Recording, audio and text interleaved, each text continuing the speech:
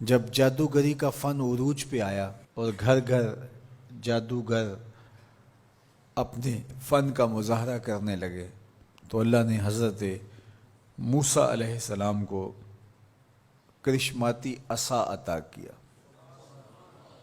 جو جادو کے فخر کو توڑ کے رکھ دیتا ہے.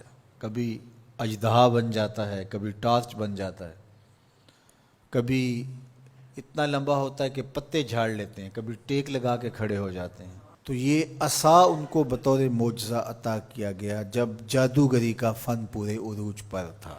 موسیقیت کا جب بانکپن آیا اور موسیقی کے ذریعے لوگوں کو مسحور کیا جانے لگا تو اللہ نے حضرت داؤد علیہ السلام کو وہ آواز کا جمال عطا کیا کہ جب وہ زبور پڑھتے تھے تو اڑتے پرندے رک جاتے تھے. ایسا حسن عطا کیا.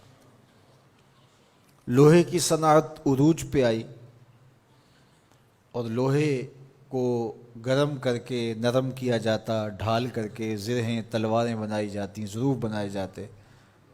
تو اللہ نے حضرت داؤد علیہ السلام کو یہ معجزہ دیا کہ وہ لوہے کو ہاتھ میں لیتے موم کی طرح نرم پڑ جاتا اور جس طرح چاہتے اس کو وہ شکل دے دیتے.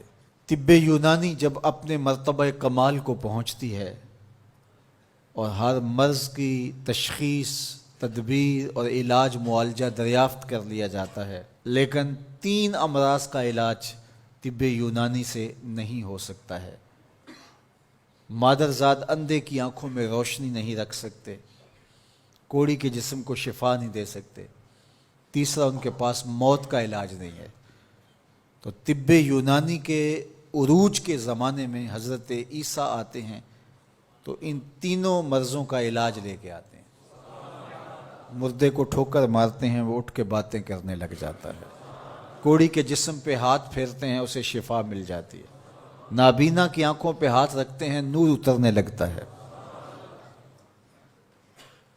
مصر کے کوچہ و بازار میں جب حسن والوں کے حسن کے چراغ جلنے لگے اور ایک سے بڑھ کر ایک حسین دل لبھانے لگا، ان کی عشوہ ترازیاں نیندیں اچاٹ کرنے لگیں، تو اللہ نے حسن و جمال کے زمانے میں حضرت یوسف علیہ السلام کو معجزہ جمال دے کے بھیجا.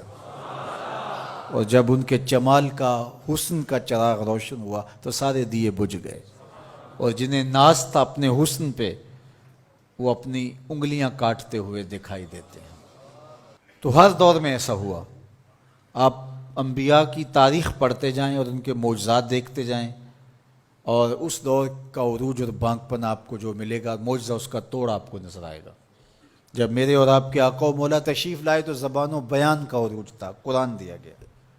قرب قیامت میں انسانی ارتقاء اور مادی ترقی اور اپالو یازدم کے ذریعے چاند پر جانے کی باتیں ہونی تھی اور لوگوں نے مریخ پر جانے کی تیاریاں کرنی تھی. تو اللہ نے اپنے محبوب کو دوسرا بڑا معجزہ معراج عطا کیا کہ دنیا الٹی چھلانگیں بھی لگاتی پھرے، وہاں کسی کا خیال بھی نہیں پہنچ سکتا جہاں محمد عربی کے قدم پہنچ گئے.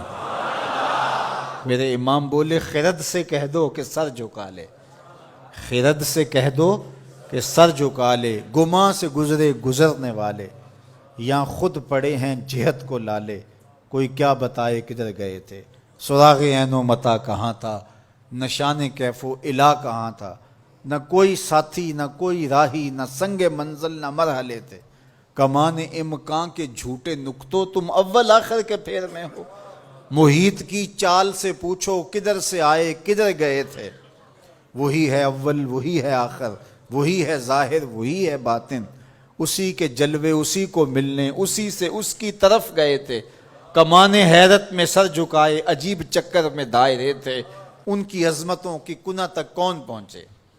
یہاں تو جبریل بھی ہاتھ باندھ کے کھڑے ہیں. جب جبریل نے کہا کہ حضور آگے میں نہیں جا سکتا تو کہا وہی لانے والے اب آنا آگے، جو در دوستی مخلصم یافتی، جب دوستی میں تو نے مجھے مخلص پایا ہے تو پھر راستہ کیوں چھوڑ رہا ہے.